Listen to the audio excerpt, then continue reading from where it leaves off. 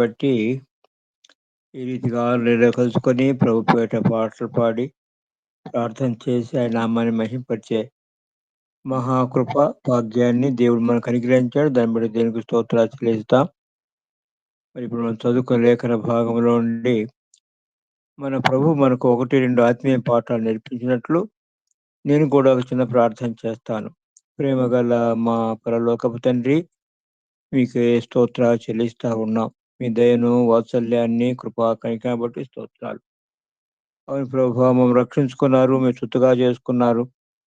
అదే సందర్భంలో ఈ భూలోకంలో మీ కొరకు జీవించే నిమిత్తం మీరు మాకు అనుగ్రహించిన ప్రతి సదుపాయాన్ని బట్టి స్తోత్రాలు. ప్రత్యేకంగా ప్రభా, అల్లుల్లో మీరు ఏర్పాటు చేసుకున్న యూసీవై టీంని బట్టి స్తోత్రాలు.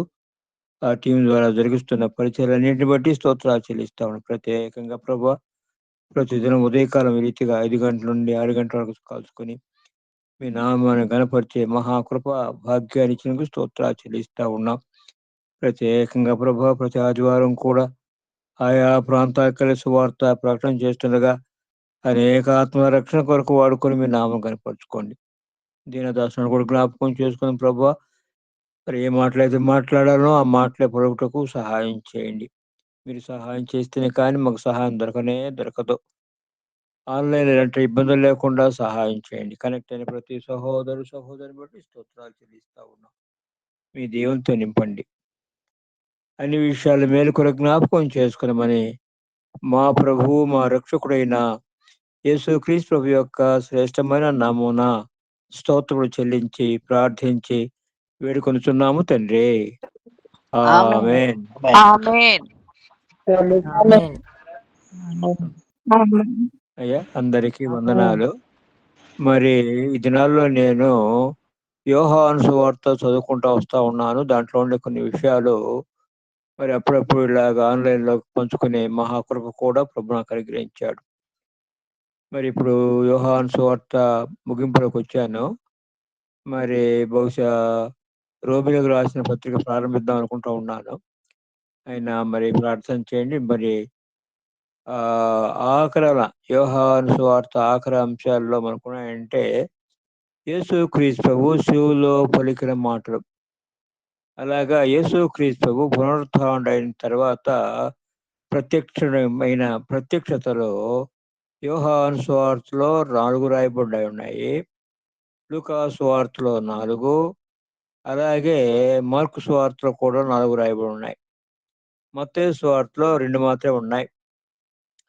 మరి అదే సందర్భంలో అపోస్తుల కార్యగ్రంథము మొదటి అధ్యాయంలో మొదటి 11 వచనం మనం చూసినట్లు అక్కడైతే మన ప్రభువైన యేసుక్రీస్తు ఆరోహణమైపోతూ శిష్యులందరికీ ప్రత్యక్షమై ఆరోహణమైపోతూ మీరు మరి సర్వలోకానికి సువార్త ప్రకటన చేయాలి. యెరూషలేములోను, యూదయ, సమరయల ఉదిగంతం వరకు కూడా మీరు నాకు సాక్షులై ఉండుడి అని చెప్పి ఆయన పరలోకానికి ఆరోహణమైపోయినాడు. అదే సందర్భంలో కొరింథీయులకు రాసిన మొదటి పత్రిక 15వ అధ్యాయము 5వ వచనం నుండి 8వ వచనం చదువుకున్నట్లయితే అపోస్తలుడైన పౌలు కొన్ని ప్రత్యక్షతలు రాసినాడు. మరి ఆఖరి వాడినైనా నాకు కూడా కనపడ్డాన్ని రాసినాడు. అది ఈ 40 దినాల్లో అంటే యేసుక్రీస్తు ప్రభు పునరుత్థానుడైన తర్వాత 40 దినాల పర్యంతం తన శిష్యులకు ఆయా సందర్భాల్లో ప్రత్యక్షమైనాడు. అయితే అపోస్తలుడైన పౌలుకి ఆ 40 దినాల్లో కాదు, తర్వాత చాలా కాలానికి ఆయన ప్రత్యక్షమైనాడు. 7వ వచనం మనకు చూసినట్లయితే అక్కడ 5 ప్రత్యక్షతలు గ్రంథంలో చేయబడినాయ్యా. అక్కడ రాయబడిన విషయాన్ని చూసినట్లయితే మరి అక్కడ కేఫా కనపడడం, తర్వాత పిమ్మట, అటు పిమ్మట అని రాయబడినాయి. దాన్ని బట్టి మనం అర్థం చేసుకునే విషయం ఏంటంటే, ఆ ప్రత్యక్షతలు అన్నీ కూడా ఒక క్రమంలో రాయబడ్డాయని మనకు అర్థం చేసుకోవచ్చు. అలాగే మరి మార్కు సువార్తలో మనం చదువుకున్న వాక్య భాగంలో మొట్టమొదట మగ్దలేని మరియమ్మకు ప్రత్యక్షమైనాడని రాయబడిందిగా. అలాగా మొదట అంటే ఇట్లాగూ మరి ఆహ్, మరి కొరింథీయులకు రాసిన మొదటి పత్రిక, తర్వాత ఇక మార్కు సువార్త, ఇవి ఇయన్నీ కూడాను అంటే ఈ మొత్తం ఈ ప్రత్యక్షతలు మనం జ్ఞాపకం చేసుకున్నప్పుడు దాదాపు 20 ప్రత్యక్షతలు మనకు కనపడుతూ ఉన్నాయి. మరొకసారి చెప్తున్నాను. మత్తయి సువార్తలో 2, మార్కు సువార్తలో 4, లూకా సువార్తలో 4, యోహాను సువార్తలో 4, అపోస్తల కార్యగ్రంథంలో ఒక సందర్భము, అలాగే కొరింథీయులకు రాసిన మొదటి పత్రిక 15వ అధ్యాయము 5వ వచనం నుండి 7వ వచనం వరకు 5 ప్రత్యక్షతలు రాయబడినాయి. ఇవన్నీ 20 ప్రత్యక్షతలు రాయబడినాయి. వీటినన్నిటినీ క్రోడీకరించుకొని ఒక క్రమంలో మనం ధ్యానించుకోవాలి. ధ్యానించుకుంటూ ప్రత్యేకంగా ఈ కొరింథీయులకు రాసిన పత్రిక మనకు సహాయం చేస్తది. వాటి తరువాత అటు పిమ్మట అని రాయబడినాయి కనుక కదా. సరే, ఏది ఏమైతేనేమి ఈ ప్రత్యక్షతలన్నిటినీ కొందరు భక్తులు మరి పాత కాలంలో నేను చిన్న వయసులో ఉన్నప్పుడే విన్నా. ఆంధ్ర క్రైస్తవ కీర్తనలో 11 మారులు వారులకు ప్రత్యక్షమాయనేసి అనే ఒక పాట కూడా ఉంది. మరి కొందరు భక్తులు మరి స్కోఫీల్డ్ లాంటి వాళ్ళు, డేక్స్ వాళ్ళు ఏమంటే 12 అని రాసినాడు ఆయన. సరే, మరి భక్సింగ్ అని ఒక దైవజనుడు, ఆయన 10 ప్రత్యక్షతలైన ఆయన తన పుస్తకంలో రాశాడు. చాలాసార్లు ప్రసంగం కూడా చేసినాడులే. నేను కూడా ఆయన ప్రసంగాన్ని విన్నాను. మరి ఆయన ఎందుకు అలాగా 10 అన్నాడంటే, పాత నిబంధనలో దేవుడు అబ్రహాముకు ప్రత్యక్షమైన ప్రత్యక్షతలు 10 గ్రంథస్థం చేయబడ్డాయి. అందుకని దాంతో పోల్చుకొని 10 ప్రత్యక్షతలుగా క్రోడీకరించి ఆయన ధ్యానించినాడు, అనేకులు బోధించాడు కూడాను. ఏది ఏమైతేనేమి మీరు కూడాను మీకు ఖాళీ సమయం ఉన్నప్పుడు వీటినన్నింటినీ కాస్త ధ్యానించినట్లయితే లోతైన ఆత్మ సంబంధమైన పాఠాలు మనము నేర్చుకోగలము. సరే, నేను ఇప్పుడు అవన్నీ సమయం చాలదు కనుక 3 ప్రత్యక్షతలు వ్యక్తిగతంగా ప్రభు ప్రత్యక్షమైన ప్రత్యక్షతలో మీ గమనానికి తీసుకురావాలని నేను కోరుకుంటా ఉన్నాను. మొట్టమొదటిగా ఎవరికి ప్రత్యక్షమైనాడంటే మగ్దలేని మరియకు ప్రత్యక్షమైనాడు. అది మార్కు సువార్త మనం చదువుకున్న ఆదివారము తెల్లవారినప్పుడు యేసు లేచి తాను 7 దెయ్యములను వెళ్ళగొట్టిన మగ్దలేని మరియకు మొదట కనబడెను. కనపడడానికి రాయబడింది, కానీ వారి మధ్య జరిగిన సంభాషణ యోహాను సువార్త 20వ అధ్యాయము 11వ వచనం నుండి 18వ వచనం వరకు మనం చదువుకున్నట్లయితే అక్కడ మనం చదువుకోగలము. అక్కడ ప్రత్యక్ష విషయం అంటే మగ్దలేని మరియమ్మకు కనబడ్డప్పుడు మరి ప్రభువు ఏమంటున్నాడంటే, అమ్మా నన్ను ముట్టుకోవద్దన్నాడు. ఆమె ప్రభువును గుర్తుపట్టి ఆయన్ని పాదాలు పట్టుకొని నమస్కారం చేయాలని ఆయన ప్రయత్నం చేస్తే, అమ్మా నన్ను ముట్టుకోవద్దు. ఏమెందుకు ముట్టుకోవద్దు? అక్కడే రాయబడిందిలే, నేను ఇంకా తండ్రి ఎద్దుకు ఎక్కిపోలేదు. తండ్రి ఎద్దుకు ఎక్కిపోలేదు అంటే మన ప్రభువుని యేసుక్రీస్తు కలువరి శిలువలో ఆయన చనిపోయినప్పుడు 3 దివారాత్రులు ఆయన ఎక్కడున్నాడు అంటే భూమి క్రింది అడుగు భాగములో పరదైసు అని పేరు కదా. ప్రభుతో కూడా చనిపోయిన దొంగలో 2వ దొంగతో ఏమన్నాడుగా, నేడు నీవు నాతో కూడా పరదైసులో ఉండవు. అక్కడ పరదైసులో ఉన్నాడు. మరి అక్కడి నుంచి పునరుత్థానం అయిన తర్వాత, అంటే మగ్దలేని మరియమ్మ కనపడిన తర్వాత, పునరుత్థానం అయిన తర్వాత అక్కడ పరిశుద్ధుల యొక్క ఆత్మలు, అంటే ప్రారంభం నుండి మన ప్రభుని యేసుక్రీస్తు పునరుత్థానుడైనంత వరకు చనిపోయిన భక్తులు భూమి యొక్క క్రింది అడుగు భాగాలకు దిగిపోయేవాళ్ళయ్యా. కొన్ని సందర్భాలు ఉన్నాయిలే. మరి ఏలియా, తర్వాత హనోకు, వారు దేవుని ద్వారా కొనిపోబడని రాయబడి ఉందిగా. అయితే వారి యొక్క దేహాలు మరి మహిమ దేహాలుగా మార్చబడి వాళ్ళు దేవుని దగ్గర కొనిపోబడ్డారు. లేకుంటే దేవుని పరదైసు 3వ ఆకాశంలో ఉండే ఆ పరదైసుకు వాళ్ళు కొనిపోబడ్డారు. మన ప్రభుని యేసుక్రీస్తు పునరుత్థానుడైన తర్వాత అక్కడ చెరలో ఉన్న ఆత్మను చెరను చెరగా పట్టుకొని పోయి వారికి వరాలను అనుగ్రహించాడు అని మరి అక్కడ రాయబడింది. ఎఫెసీయులకు రాసిన పత్రిక 4వ అధ్యాయము మరి 7వ వచనం నుంచి మనం కిందకు చదువుకున్నట్లయితే మనకు అర్థమవుతది. కానీ అదే విషయము 68వ కీర్తనలో ప్రవచనం అన్నమాట. ఆయన వారి దగ్గర నుంచి కానుకలను స్వీకరించినాడు అని రాయబడింది. సరే, దాన్ని ధ్యానించుకున్నట్లయితే మరి ఆయన కానుకలను స్వీకరించడం ఏంటి, లేకుంటే వరాలను అనుగ్రహించడం ఏంటి అనే విషయం మనం అర్థం చేసుకోవచ్చు. ఇది ఏమైతేనేమి యేసుక్రీస్తు ప్రభు భూమి యొక్క క్రింది అడుగు భాగంలో చెరలో ఉన్న చెరను చెరగా పట్టుకుని ఆ నీతిమంతుల ఆత్మలన్నిటినీ ఆయన మూడో ఆకాశం ఉండే పరదేశకు కొనిపోయినాడు. ఇప్పుడు పరిశుద్ధులు చనిపోయిన వారు భూమి యొక్క క్రింది అడుగు భాగాన పోరయో దేవుని పరదేశు అంటే ఉన్న ఆ మూడో ఆకాశం ఉండే ఆ పరదేశకు పోతారు. ఇప్పుడు మగ్ధలేని మరియమ్మ ఏమంటున్నాడంటే, అమ్మా నన్ను ముట్టుకోవద్దు. ఎందుకు ముట్టుకోవద్దు అంటే, ఇంకా నేను తండ్రి యొద్దకు ఎక్కిపోలేదు. మరి తండ్రి యొద్దకు ఎక్కిపోయి ఆయన చేసిన కార్యం ఏంటి అంటే, ఎందుకు ముట్టుకోకూడదు అంటే మగ్ధలేని మరియమ్మ ముట్టుకుంటే యేసుక్రీస్తు ప్రభు బలైనట్టు మరియమ్మకు మాత్రమే బలైనట్టు అర్థమవుతుందయ్యో. ఎందుకంటే పాత నిబంధనలు మనం చూసినట్లయితే ఆ బలి నరికినటువంటి కొన్ని పాయసితార్థ బలి అర్పించినప్పుడు ఆ ప్రధాన యాజకుడు కూడాను తన కొరకు తన కుటుంబం కొరకు కూడా అర్పించేవాడయ్యో. ప్రజల కొరకు మాత్రమే కాదు. అయితే మన ప్రభువుని యేసుక్రీస్తు ఆయన కొరకు పాప క్షమాపణ కొరకు ఆయన బలి ఇవ్వాల్సిన అవసరం లేదు, బలి అర్పించాల్సిన అవసరం లేదు. కానీ మానవులందరి యొక్క పాప క్షమాపణ నిమిత్తము ఆయన బలిని అర్పించి ఆ అంటే ఆ బలి పశువు మీద వాళ్ళు ఏం చేసిన ప్రధాన యాజకుని విషయం చెప్పుకున్నాము. ఆయన ఆ బలి పశువు మీద చెయ్యి ఉంచి తన పాపాలను ఒప్పుకోవాలి. తన పాపాలని, తన కుటుంబం యొక్క పాపాలను ఒప్పుకోవాలి. అలాగ అర్పించేవాళ్ళు. ఇప్పుడు మగ్దలేనే మరియమ్మ ముట్టుకున్నట్లయితే ఆమె ఒక్కదాని కొరకే ఆయన బలైపోయినట్టు అనిపిస్తది. అందుకనే నన్ను ముట్టుకోవద్దు. ప్రభు దేవుని తండ్రి అయిన దేవుని దగ్గరికెళ్ళి ఆయన తన యొక్క మరి తనకు ఒకటి చెప్పాలంటే ఆయన అర్పించిన బలి రక్తాన్ని అక్కడ ప్రోక్షించి తిరిగొచ్చాడు.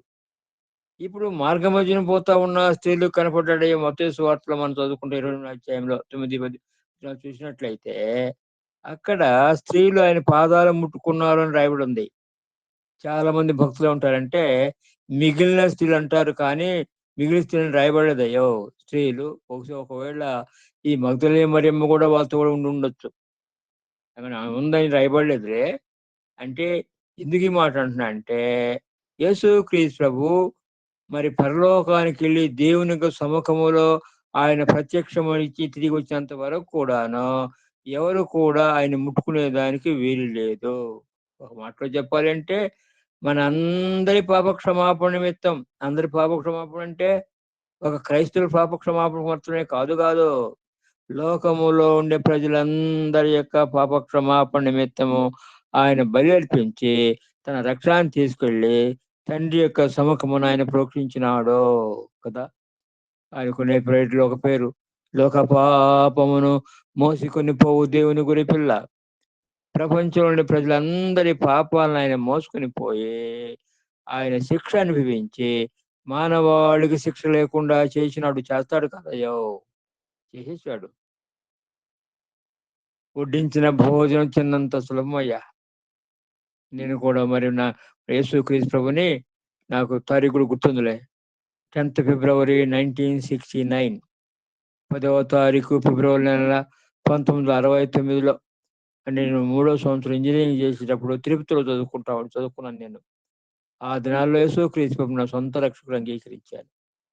కనుక ఏ దినమైతే యేసు ప్రభుని విశ్వాసం ఉంచినామో, ఏమని విశ్వాసం? ఒకే ఒక మాట చెప్పాలంటే యేసయ్య ఏ పాపం ఎరుగని యేసుక్రీస్తు ప్రభు ఆయన దేవుడైండు కూడా మనిషిగా వచ్చి ఒక్క అబద్ధం కూడా చెప్పని 100కు 100 నీతిమంతుడైన యేసయ్య నా శిక్ష కూడా అనుభవించి నాకు కూడా శిక్ష లేకుండా చేశాడని ఎవరైతే హృదయపూర్వకంగా నమ్ముతారో ఆ దినాన యేసుక్రీస్తు ప్రభు వాళ్ళ హృదయంలోకి వచ్చి వాళ్ళ హృదయంలోని ప్రతి పాపాన్ని కడిగి శుద్ధీకరించి పవిత్రపరిచి ఓ మాట చెప్పంటే వారి పేరుకు ఎదురుగుండా పాపపోటు కొట్టివేసి పరలోకములో వారి యొక్క పేరు రాసేస్తాడు.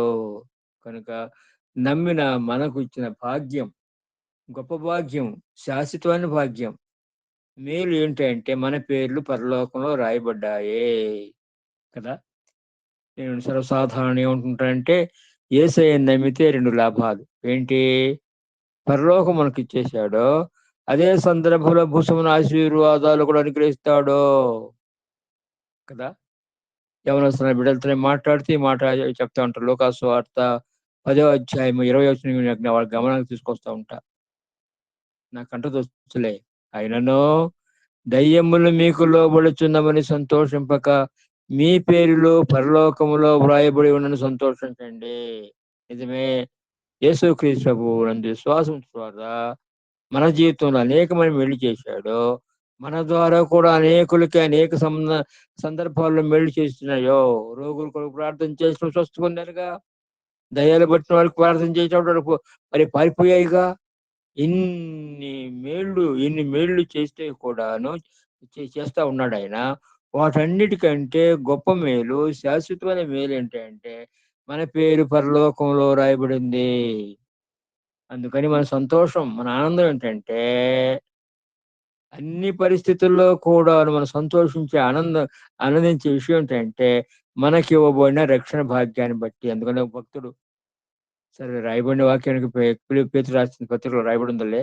చెప్పన సఖ్యమును మహిమాయుక్తమైన సంతోషం అబ్బో నాకు ఇట్లు లభించింది అన్ని పరిస్థితుల్లో అంటే ఒకవేళ వ్యాధిగ్రస్తుడుగా ఉండి మంచంలో ఉంటే కూడాను అతని హృదయం ఉండే ఆ గొప్ప సంతోషం ఏంటి అంటే నా పేరు పరలోకంలో రాయబడింది.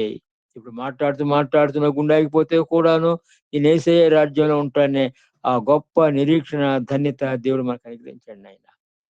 ఇది మగ్ధులేని మరియమ్మతో మరి సంబంధించిన ఆ సంభాషణ, ఆ ప్రదర్శన మనం నేర్చుకునే పాఠం. రెండవది పేతురుకు కనపడ్డాడయ్యా కదా. మరి యోహాను సువార్త 21వ అధ్యాయం 14వ వచనంలో మనం ఏం చూస్తామంటే ఇది శిష్యులకు ప్రత్యక్షమైనదే 3వ సారి అని రాయబడింది. అవి 3 పర్యాయాలు. ఆ 3 పర్యాయాలు కూడా మరి పేతురు ఉన్నాడులే. అంతేకాకుండా లూకాసు వార్త 24వ అధ్యాయము 34వ వచనం మనం చూసినట్లయితే పేతురు కూడా కనబడ్డాడని రాయబడిందయ్యో. అంటే వ్యక్తిగతంగా ప్రత్యక్షమైనాడు. అక్కడ కూడా వారిద్దరి మధ్య ఏం సంభాషణ జరిగిందో గ్రంథస్థం చేయబడలేదు. కానీ యోహాను సువార్త 21వ అధ్యాయము 15వ వచనం నుండి ఆఖరి వరకు మనం చదువుకున్నప్పుడు మనకు అర్థమవుతుంది.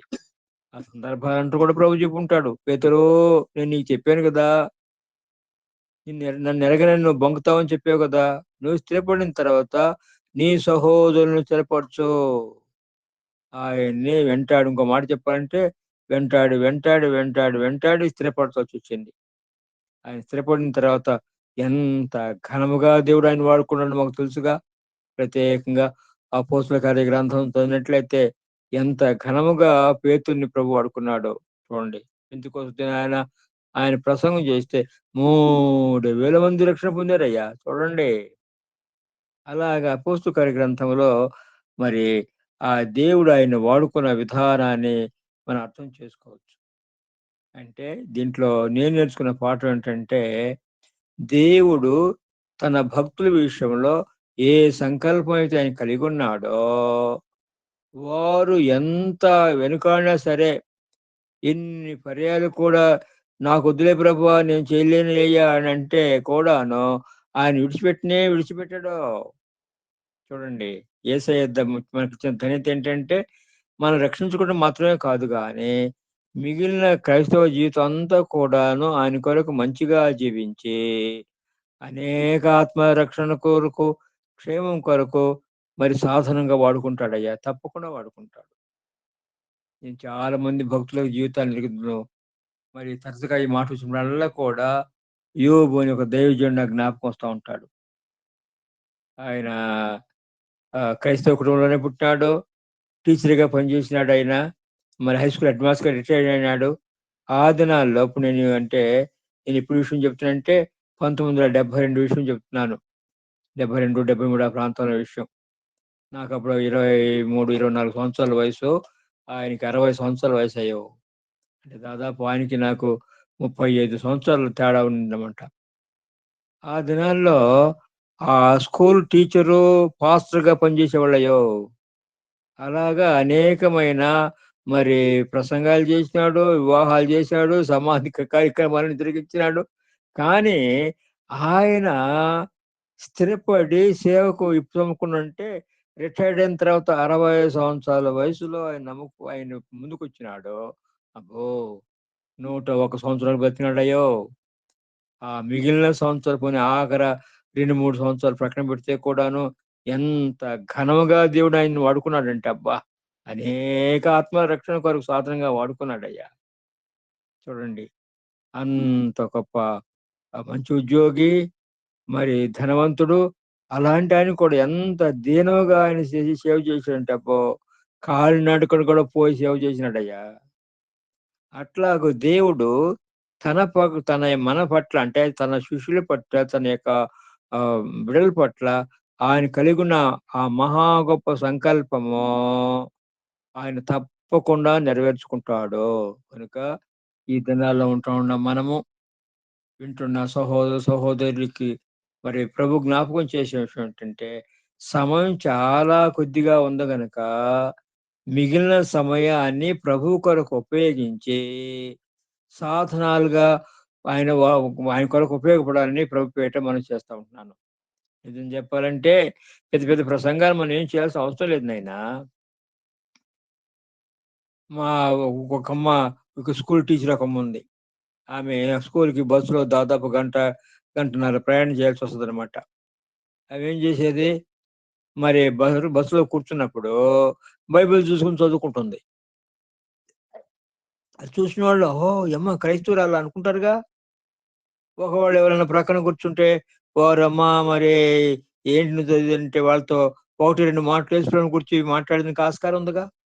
అట్లాగూ ఏ చిన్న సదుపాయాన్నన్నా మనం ఉపయోగించుకొని, అనేక ఆత్మల రక్షణ కొరకు మనం ఉపయోగపడాలని ప్రభు యొక్క మహా గొప్ప సంకల్పం కదయ్యా!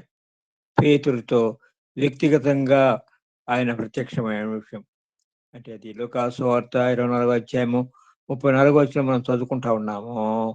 అయితే ఇలాగా ఆ ప్రత్యక్షలన్నిట్లో కూడాను చూడండి మరి అన్ని పర్యాలు కనపడితే కూడా ఆఖరికి ఆయన ఏం చేస్తున్నాడు చేపలు పట్టుకుపోతూ ఉన్నాడు. ఆయన పోయినాడు. ఆయనతో కూడా మిగతా అందరూ కలిపి 7 మంది పోయినారు. చూడండి.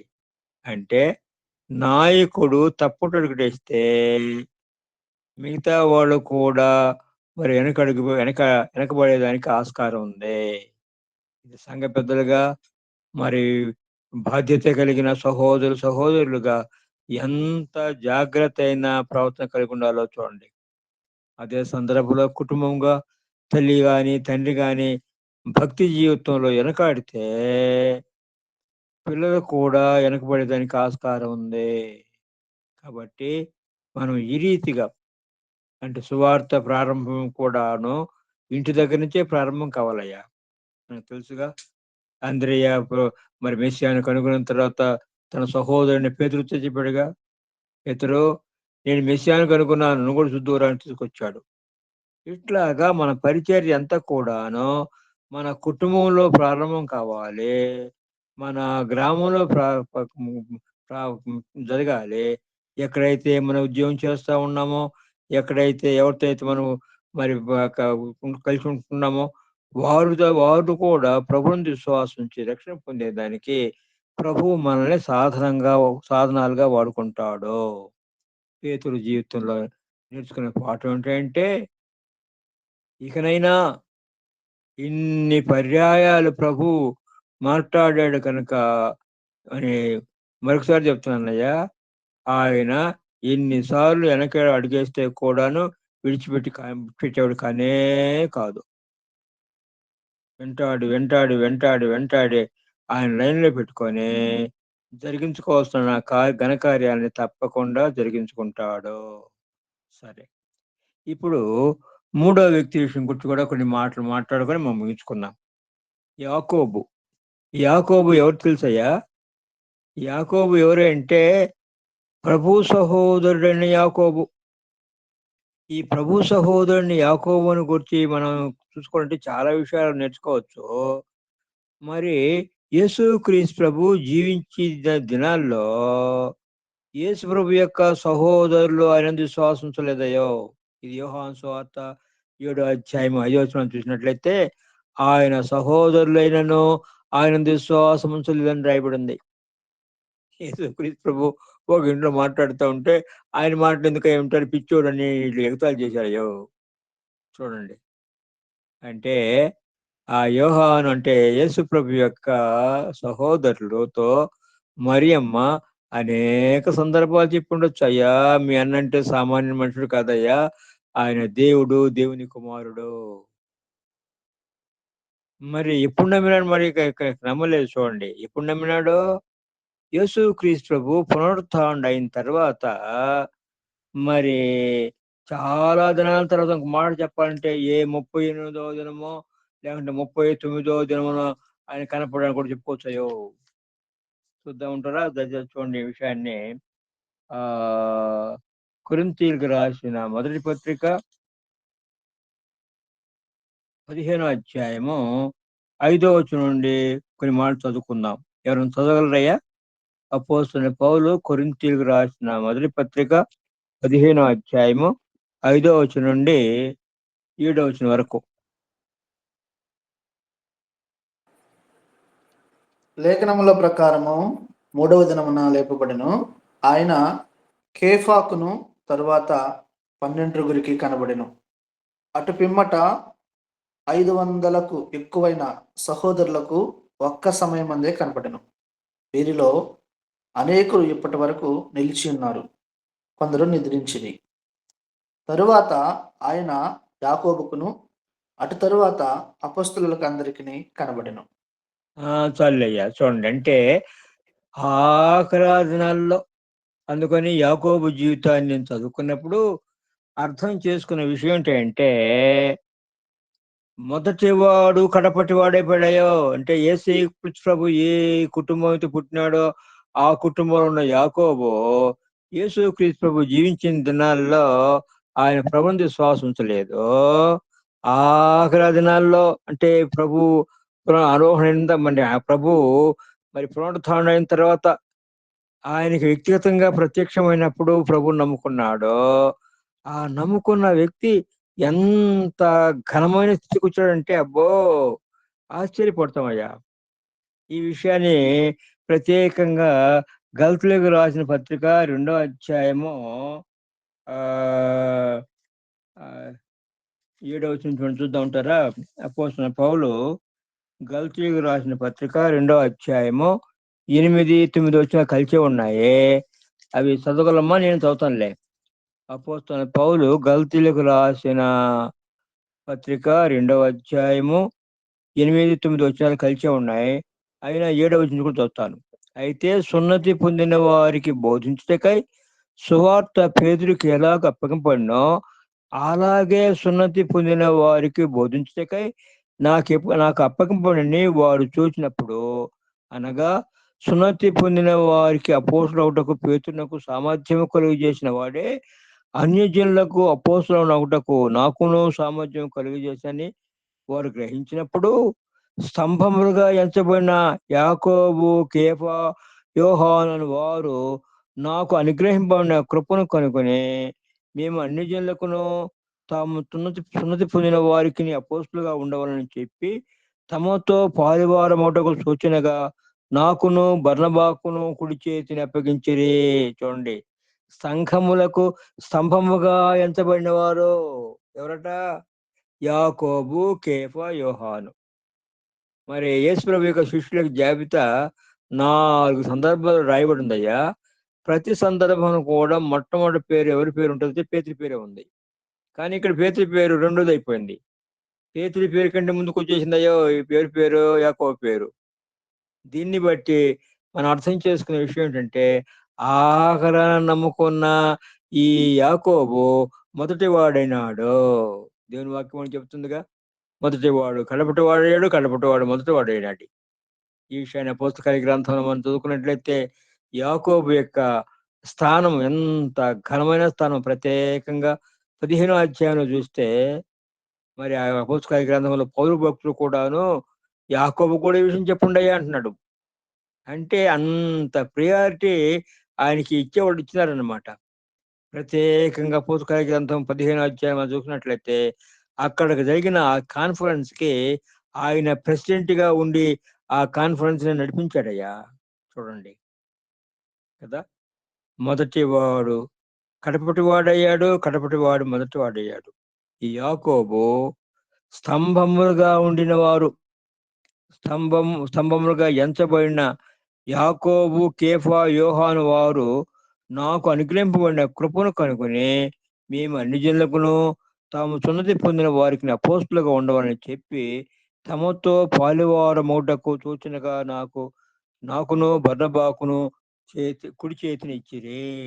కనుక ఆఖరి దినాల్లో ఉంటున్న మనము అయ్యా విషయాన్ని జ్ఞాపకం పెట్టుకొని, సర్వసాధారణ రెండు కార్యాలు. ప్రభుత్వ విశ్వాసం ఉంచిన మనము నీతిలో, భక్తిలో పరిశుద్ధి ఎదిగి వర్దిల్లాలి. యాకోబుని గురించి చెప్పడానికి చాలా విషయాలు ఉన్నాయ్యా, కానీ మనకు సమయం లేదు కనుక ఒక మాట చెప్పి నేను మాట మానేస్తా. ఆయనకున్న చరిత్రకారులు ఆయన గురించి రాసి తెలుసా? ఒంటి కాళ్ళ యాకోబు ఉంటాయో. ఒంటి కాళ్ళ యాకోబు అంటే ఆయన మోకాళ్ళ మీద ప్రార్థన చేసినప్పుడు ఆ యొక్క మోకాళ్ళు కదులు కట్టి, ఒంటికి ఎలాగైతే కదులు కట్టి ఉంటాయో అట్లాగా అంత ప్రార్థనాపరుడయ్యా యాకోబు.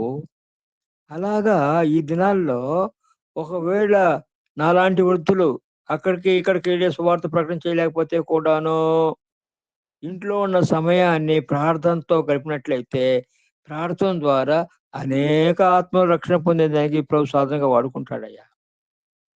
నిజమే. ఎవరు ప్రార్థన చేస్తే వారి మీద పని భారం కూడా వాళ్ళ మీద మోపుతాడులే. అది కొన్ని సందర్భాల్లో మనం ప్రార్థన చేసినప్పుడు వేరే దైవజనుల్ని పంపించి వాళ్ళని రక్షణకు తీసుకొచ్చుకుంటాడు. కనుక ఆఖరి దినాల్లో ఉన్న మన బాధ్యత అంతా ఏంటి అంటే, రక్షణ పొందిన మనము నీతిలో, భక్తిలో, పరిశుద్ధులకి వర్ధిల్లాలి. రెండవది, అనేక ఆత్మల రక్షణ కొరకు మనం ప్రయాసపడాలయ్యా. ఇది ప్రభు వచ్చినప్పుడు బలా నమ్మకమైన మంచి దాసు అని పిలువబడే ఆ పిలుపుకు పాత్రగా జీవించాలని ప్రభు కోరుకుంటా ఉన్నాడు. ప్రభు ఈ మాటలను మన కొరకు దీవించునుగాక. అయ్యా, నాకు ఈ అవకాశం ఇచ్చిన ఈ టీం వారికి, మరి మా కుటుంబ తరఫున చెప్తా ఉంటున్నాను. ఈ రీతిగా మనం ఒకరికొరకు ప్రార్థన చేసుకొని ముందుకు సాగిపోయే మహాకృప భాగ్యం దేవుడు ఇచ్చాడు. దాన్ని బట్టి దేవునికి స్తోత్రాలు చెల్లిద్దాం. అయ్యా, అందరికీ వందనాలు. ప్రార్థించుకుందాం. కృపాసత్య సంపూర్ణుడైనటువంటి నా గొప్ప తండ్రి, అయా నీ పాదాలకు వందనాలు, స్తుతులు, స్తోత్రాలు సమర్పించుకుంటూ ఉన్నాం దేవా. గడిచినటువంటి రాత్రికాల సమయం అంతా అయా నీ పాద సన్నిధిలో మమ్మల్ని కాచి కాపాడి ఇటు రీతిగా మాకు ఇచ్చినటువంటి నూతనమైనటువంటి రోజును బట్టి, అయా సజీవత్వాన్ని బట్టి నీ పాద సన్నిధిలో నాయన ఇదిగో నా తండ్రి నీకు స్తుతులు, స్తోత్రాలు సమర్పించుకుంటూ ఉన్నాం దేవా. మాకంటే ఘనులు, మాకంటే అర్హులు, మాకంటే అన్ని విధాలుగా యోగ్యులైనటువంటి వారు ఈ లోకాన్ని వదిలిపెట్టిపోతూ ఉండగా, కేవలం నీ కృప చొప్పున అయా నీ ప్రేమ చొప్పున మమ్మల్ని అనుదినం రక్షిస్తూ మాకు ఇస్తున్నటువంటి సజీవత్వాన్ని బట్టి, ఆరోగ్యాన్ని బట్టి, ఆయుష్ని బట్టి నీకే స్తుతులు, స్తోత్రాలు సమర్పించుకుంటూ ఉన్నాం దేవా. వందనాలు నాయన. ఈ ఒక ప్రార్థనా కూడికలో ప్రభువా ఇదిగో తండ్రి నాయన మొదటి ప్రార్థన మొదలుకొని ఇదిగో ప్రభువా చివరి అయా ఇదిగో నా తండ్రి బ్లెస్సింగ్స్ వరకు మీరు అధ్యక్షతలుగా ఉండి నడిపిస్తూ ఉన్నారు. దాన్ని బట్టి వందనాలు దేవా. ఎన్నిక లేని వారం, పనికి మాలిన వారం ప్రభువా నీ పాద సన్నిధిలో ఇటు రీతిగా ప్రభువా ఈ యొక్క ప్రార్థనా కూడికలో పాల్గొనేటువంటి ధన్యతను అయా ఇదిగో నా తండ్రి నిన్ను ఆరాధించే ధన్యతను, ప్రార్థించే ధన్యతను, విజ్ఞాపనం చేసే ధన్యతను మాకు ఇచ్చినందుకు వందనాలు ప్రభువా. ఈ సమయంలో తండ్రి అయా ఇదిగో చెప్పబడినటువంటి లేఖన భాగాలను బట్టి నీ పాద సన్నిధిలో మొరపెట్టుకుంటున్నాం అయ్యా. చెప్పినటువంటి నీ బిడ్డని అయా నాయన ఆయుష్ని పొడిగించండి, నీ రాకడ పర్యాంతంలో ప్రభువా జ్ఞాపకం చేసుకోమని ప్రార్థిస్తూ ఉన్నాం. వారిని, వారి బిడ్డలను, అయా వారి మనవరాలను, మనవళ్లను, అయా వారి సతీమణిని మీ ఆధీనంలో ఉంచుకోండి ప్రభువా. దుష్టుని యొక్క కన్ను వారి కుటుంబాలతో చూడనివ్వకుండా యేసుక్రీస్తు నామంలో కొట్టివేయమని ప్రార్థిస్తూ ఉన్నాం తండ్రి. వందనాలు. ఈ వాక్యం ద్వారా ఉదయకాల సమయంలో ప్రభువా అనేకమైనటువంటి నిగూఢమైన సత్యాలను, మర్మాలను, వారి యొక్క అనుభవాలను ప్రభువా అయా ఈ యొక్క ఉదయకాల సమయంలో మాతో పంచుకొని ఉండగా అయా నీ కృపలో మమ్మల్ని జ్ఞాపకం చేసుకోమని ప్రార్థిస్తూ ఉన్నాం తండ్రి. నీ బిడ్డ ద్వారా ప్రభువా ఈ ఉదయకాల సమయంలో అయా ఇదిగో పునరుద్ధానంలో ఉండేటువంటి ప్రత్యక్షతలను బట్టి అయా మీరు నాయన ఆనాటి దినమందు ప్రభువా అయా ఆ యొక్క పునరుద్ధాన దినము ఎంతమందికి అయితే మీరు కనిపించారో వారందరిని బట్టి కూడా మీకే స్తుతులు, స్తోత్రాలు, వేలాది వందనాలు.